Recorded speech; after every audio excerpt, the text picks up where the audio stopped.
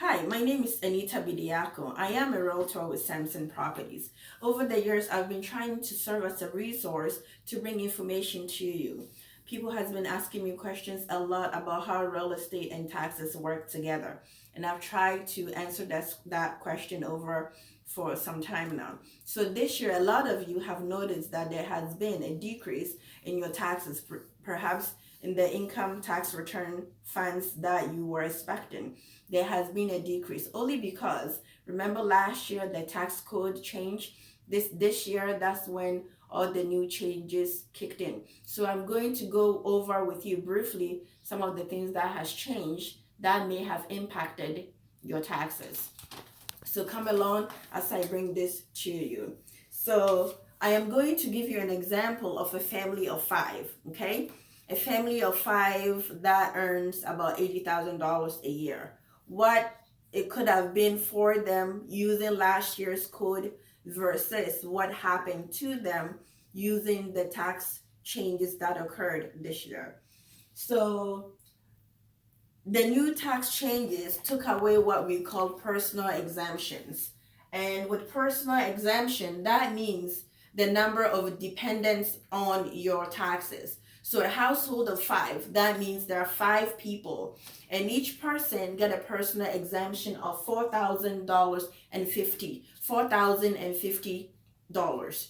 So you multiply it by five because there's a family of five. So if you're a family of three or four, you multiply the personal exemption, which is $4,050 by the number of people in your household. So I'm using a family of five. So it's going to be 4,050 times five. So that means we get a credit from the government or a deduction value of 20,250. So this amount is going to lower your taxable income of the $80,000 income you earned for the year. Another tax deduction that you also get, including the personal tax exemption, is what we call standard deduction.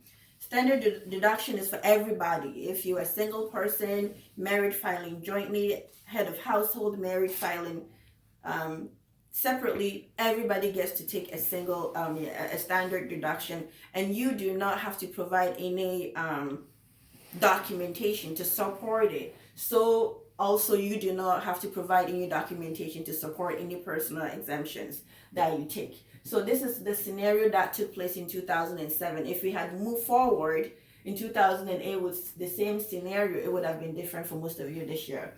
So I am using a family that is married filing jointly. So with married filing jointly in 2007, the standard deduction is $12,700.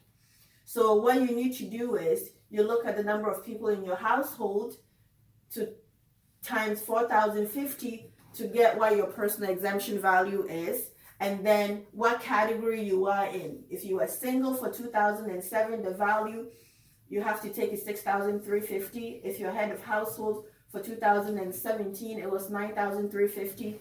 If you're married filing jointly, it was 12,700. If you're married filing separately, it was 6,350. As you can notice, if you're married filing separately, you don't get a lot in deduction. You get the same value as a single person. I guess the government want to encourage people to stay married. So those are deductions you take. So a family of five, so we have to add 20,250 for the personal exemption plus the 12,700 for the standard deduction. So when we add that together is 32,950. This 32,950 is the taxable credit you get to lower your income. So a family of five that made $80,000 minus these two added together, which is 32,950, gives you 47,050. So this amount is what we are getting taxed on, 47,050. So this is just a very simple tax with a family that doesn't have any complicated things happening. Now this year, what happened for this same family that took this family of five with the new tax taxes that occurred. The new taxes took away this personal exemption, which would have been $20,250. This family lost it, so they do not get to have that credit or deduction taken. So they lost that. And because they were filing jointly, what the government did was they upped the filing status up a bit. So they gave a deduction credit of $24,000. So this family of 5 that is earning $80,000 as a household income, what we do is the $80,000 income minus the $24,000 credit standard deduction gives $56,000. This $56,000 is the income that the government is taxing the family on. You see the difference? There is significant differences in here. So that means this year, this family is paying more in taxes. That is going to take away the refund that they could or should have received. Whereas last year, they paid lowered taxes. So that kicked out a lot of credit. Now, one thing to also take note is, when do you itemize? Itemization kick in if the number of things you itemized is over the standard deduction. So for the family of 5 this year, if they had itemized, the itemization needs to be over $24,000. So it needs to be like 24,500 or maybe 24,001. And that value would have kicked in. So we would have minus 80,000 minus $24,001.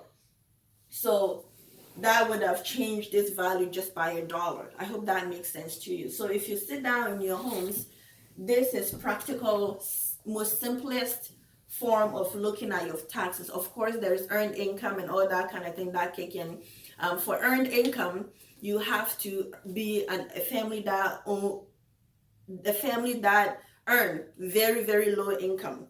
The more you make, and if you have less people in your home, the earned income is taken away from you. So that's something to take into consideration. One thing that was taken away this year to alimony. If you're receiving alimony before, it used to be an income that you pay taxes on, that has been taken away. And the person that was giving you the money was claiming it as a deduction. So that has been zeroed out. People that were claiming employee reimbursement. You were W-2 income earners, but you were claiming employee reimbursement for driving around your car or for doing local errands. That was helping you to lower your taxable income. That has been taken away.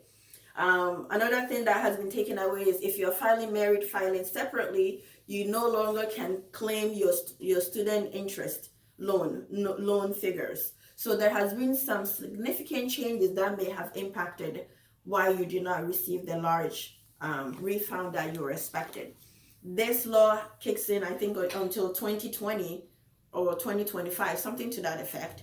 But so that's why you saw some change. But I encourage you that if someone is doing your taxes, ask them what happened. Why did I not get this refund, or what happened? You need to know what is being done under your social security number, okay? So again, my name is Anita Bediako, and I brought this video to you to serve as a resource to kind of give you an understanding of what happened this year. I do work for Samson Properties as a realtor. If you have any questions, I'm always available to answer your questions at 571-229-6694. Thank you.